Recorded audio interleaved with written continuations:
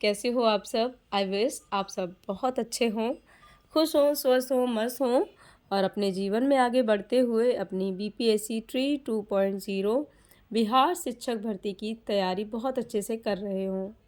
और अभी बजा है 5 और अभी मैं आई हूँ पढ़ने के लिए। तो सबसे पहले मैंने अपने आप को थोड़ा सा पॉजिटिव और मोटिवेट रखने के लिए 2 मिनट का बैठे बैठे ही मेडिटेशन डिसाइड किया है कि मैं पहले 2 मिनट का मेडिटेशन करूँगी, उसके बाद सिलेबस को पढ़ूँगी। तो अगर आपके भी मन में जब भी आप पढ़ने बैठते हैं और बेचैनी होने लगती है कि सिलेबस बहुत ज़्यादा है, कैसे कवर करें, कुछ समझ नहीं आता है कि कहाँ से स्टार्ट करें और घबरा जाते हैं सिलेबस के बारे में सोच के, तो आप भी ऐसा कर सकते हैं। पढ़ने से पहले 2 मिनट अपने आप को दीजिए, आंखें बंद कीजिए और डिसाइड कीजिए कि एग्जैक्टली आज आपको पढ़ना क्या है। तो मैंने आपके साथ डिस्कस कल किया था कि मैंने जो है जैन धर्म और बौद्ध धर्म तक पढ़ा था जीएस के लिए हिस्ट्री में।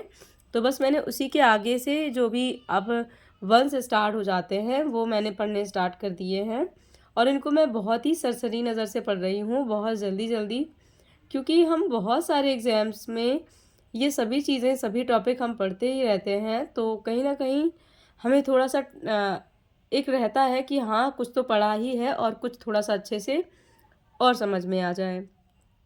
इसीलिए मैं इनको एक एक बार अच्छे से पढ़ती जा रही हूँ और जो भी मुझे वेरी इंपॉर्टेंट पॉइंट लग रहे हैं उनको मैं हाईलाइट कर रही हूँ।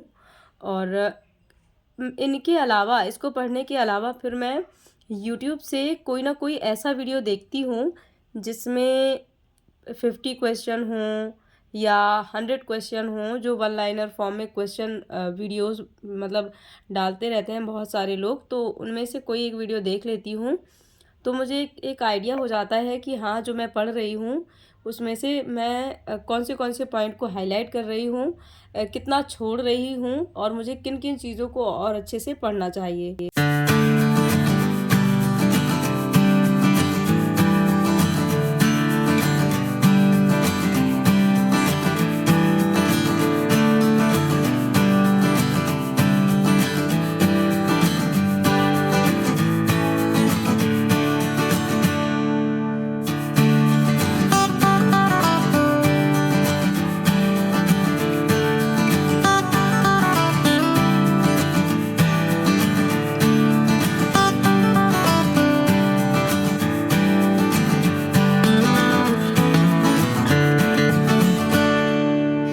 मेरे पास एक कमेंट आया था कि दिया आप जनरल पेपर की तैयारी कैसे कर रही हैं एंड मैथ्स एंड साइंस के लिए कहाँ से प्रिपेयर कर रही हैं। तो मैं आपको बता दूं कि मैं जीएस जो भी 40 मार्क्स का आना है उसके लिए जो भी टॉपिक दिए गए हैं, जैसे मान लीजिए हिस्ट्री है तो हिस्ट्री में जो भी इम्पोर्टेंट टॉपिक्स आते हैं उन सबको बेसिक पढ़ने के अलावा क्वेश्चन फॉर्म के जो वीडियोस यूट्यूब पे अवेलेबल होते हैं उनसे ज़्यादा पढ़ रही हूँ और उसमें से ही जो क्वेश्चन मैं सॉल्व नहीं कर पाती हूँ उससे रिलेटेड टॉपिक अपना चेक कर लेती हूँ कि इसमें एग्जैक्टली क्या है, क्योंकि हम ऐसे ही तैयारी कर पाएंगे। अगर हम सारे टॉपिक्स उठाकर पढ़ने लगेंगे और सोचेंगे कि जब सारे टॉपिक तैयार हो जाएं फिर हम क्वेश्चन लगाने बैठे तो ऐसे में टॉपिक ही इतने ज़्यादा हैं कि कवर करना मुश्किल हो जाएगा। एटलीस्ट अगर हम इसी सिलेबस को करेंगे कंप्लीट तो 6 मंथ से ज़्यादा टाइम लग जाएगा हमें इस पूरे सिलेबस को कंप्लीट करने में। तो सोचिए आप इतने कम से दिनों में 15 से 20 दिनों में कैसे ये सारी तैयारी कर पाएंगे। तो इनके लिए मैं एक ही चीज़ अप्लाई करती हूँ कि आप भी यूट्यूब पे जाइए और वहाँ से जो भी सब्जेक्ट आप पढ़ना चाहते हैं, मान लीजिए हिस्ट्री पढ़ना चाहते हैं तो हिस्ट्री आपको कैसे तैयार करनी है तो आप यूट्यूब पे सर्च करेंगे तो वहाँ पर आप वो वीडियो चेक करें जिसमें एक 100 से 150 क्वेश्चन हों या फिर 50 से 100 क्वेश्चन हों एक वीडियो के अंदर। तो जब वो क्वेश्चन आपके सामने आएंगे तो उनके आंसर आप खुद से करने की कोशिश कीजिए। जितने क्वेश्चन आप नहीं कर पा रहे हैं तो उस क्वेश्चन को थोड़ा सा ध्यान रखिए और उसको अपनी बुक्स के थ्रू या यूट्यूब गूगल के थ्रू उस टॉपिक को सर्च कीजिए कि एग्जैक्टली इस टॉपिक में क्या क्या है। जब आप इस तरीके से पढ़ाई करेंगे तो आप देखेंगे बहुत कम समय में आप जो एग्ज़ाम पॉइंट ऑफ व्यू से इम्पॉर्टेंट टॉपिक्स हैं, वो आप कम टाइम में बहुत अच्छे से तैयार करते जाएँगे और टू द पॉइंट पढ़ाई होगी ये आपकी। तो बस ऐसे ही मैं भी अभी पढ़ाई कर रही हूँ।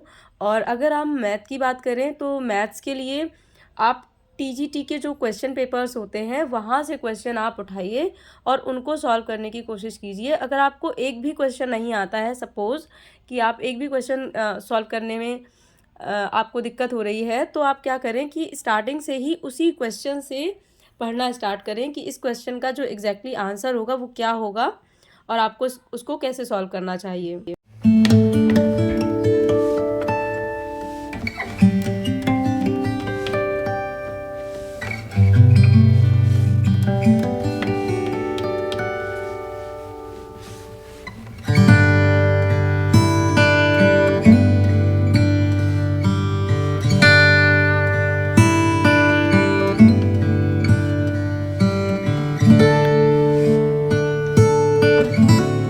तो आई होप आपको समझ आ गया होगा कि एग्जैक्टली आपको जीएस और मेन सब्जेक्ट जो आपका है उसको कैसे प्रिपेयर करना है।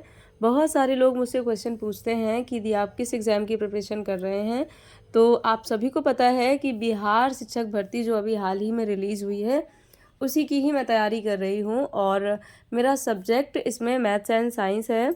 मैथ्स एंड साइंस से ही मैं इसको आगे के लिए प्रिपेयर कर रही हूँ और मैंने 6 to 8 के लिए ही अभी अप्लाई किया है, क्योंकि 9th एंड 10th के लिए जो कंडीशन है कि एस्टेट आपका क्वालिफाई होना चाहिए पेपर 1।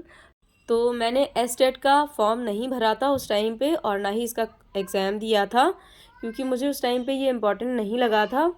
और देखिए अब लेकिन मुझे लग रहा है कि मुझे भर देना चाहिए था। तो ऐसे ही आप लोगों के साथ भी बहुत सारे ऐसे अगर क्वेश्चन हैं, आपको लग रहा है बहुत सारे डाउट्स हैं, तो अगर आपको मौका मिलता है तो प्लीज़ उस मौके को मत जाने दिया कीजिए। उसको अपने लिए कैसे यूटिलाइज़ करना है इसके बारे में ज़रूर सोचा कीजिए। जैसे कि बहुत सारे लोगों का ये डाउट रहता है कि मैंने 2 सब्जेक्ट से ग्रेजुएशन किया है या 2 सब्जेक्ट मेरे हैं, तो मैं किस सब्जेक्ट से फॉर्म फिल करूं। तो आप अपने आप सोचिए कि किस सब्जेक्ट में आपकी कमांड अच्छी है, किस सब्जेक्ट को आप अपने स्टूडेंट्स को पढ़ाना पसंद करेंगे, किस सब्जेक्ट को पढ़ाते हुए आपको इंटरेस्ट आता है। तो उसी सब्जेक्ट को आप बेस बनाकर चला कीजिए, ना कि किसी और के कहने पर या किसी और के सजेशन पर आपको आगे बढ़ना चाहिए। तो यहाँ पर मेरा सारा काम फिनिश हो गया था, तो मैंने थोड़ा-सा वीडियो शूट कर लिया। और फ्रेंड्स, यहाँ मैं आपसे मिल रही हूँ रात के समय में। तो ये है रात का समय और आजकल थोड़ी-सी ठंड ज़्यादा हो गई है और यशवी यहाँ पर सो गई हैं। और जब भी मैं रात को पढ़ती हूँ तो पूरा काम कंप्लीट करने के बाद ही पढ़ाई स्टार्ट करती हूँ, क्योंकि मुझे पता होता है कि अगर मैं पढ़ने बैठ जाऊँगी तो फिर काम करने में मुझे आलस आने लगता है, थोड़ी देर हो जाती है और थकावट भी हो जाती है। तो ऐसे में या तो मैं वो काम फिर छोड़ ही देती हूँ जो मुझे नहीं करना होता है, या फिर सारा काम निपटा के ही मैं पढ़ाई करने बैठती हूँ। तो अभी मुझे यहाँ भी लगभग 1 से 1.5 घंटे का टाइम मिल जाएगा और आजकल अभी मैं सिर्फ 3 से 4 घंटे की ही पढ़ाई कर पा रही हूँ, लेकिन क्योंकि मेरी थोड़ी-सी तबीयत जो है डाउन है अभी आजकल। तो जैसे ही थोड़ा-सा मैं बेटर फ़ील करूँगी, मैं अपनी पढ़ाई को थोड़ा-सा और बढ़ाऊँगी और मुझे बहुत अच्छे से सारी चीज़ों को मैनेज करना है। और जैसे-जैसे मैं अपने सब्जेक्ट तैयार करूँगी, मैं आपको भी उसकी स्ट्रैटेजी जो है वो बताते चलूँगी, तो आप लोग भी उसको फ़ॉलो कर सकते हैं।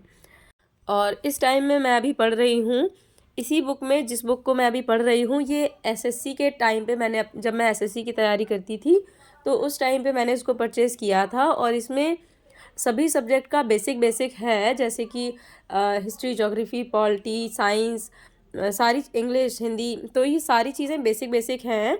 तो इसीलिए मैं इससे अभी साइंस का चैप्टर 1 जिसमें मेज़रमेंट और यूनिट्स वगैरह आनी हैं, वही तैयार कर रही हूँ। क्योंकि जब मैंने क्वेश्चन देखे थे तो उसमें से जो विमाएँ होती हैं, जो विमाएँ जो लिखी जाती हैं कि किसकी क्या विमा है इसमें से, तो वो चीज़ मुझे थोड़ी-सी दिक्कत दे रही थी। हालाँकि मैंने बहुत पहले उसको पढ़ा था, तो अभी मुझे इसको थोड़ा-सा और अच्छे से देखना है, इसी वजह से मैं ये बुक पढ़ रही हूँ। इससे मेरा विमा वाला चैप्टर क्लियर हो जाएगा। तो फ्रेंड्स, हो सकता है आपको मेरी वॉइस में थोड़ा-सा चेंज लगे, क्योंकि मुझे सर्दी ज़ुकाम हो गया है, तो इस वजह से थोड़ी सी वॉइस चेंज हो गई है मेरी। तो आज का व्लॉग मेरा यहीं तक रहा, और आपको कुछ भी डाउट हो तो आप पूछ सकते हैं, और मिलती हूँ फिर नेक्स्ट व्लॉग में।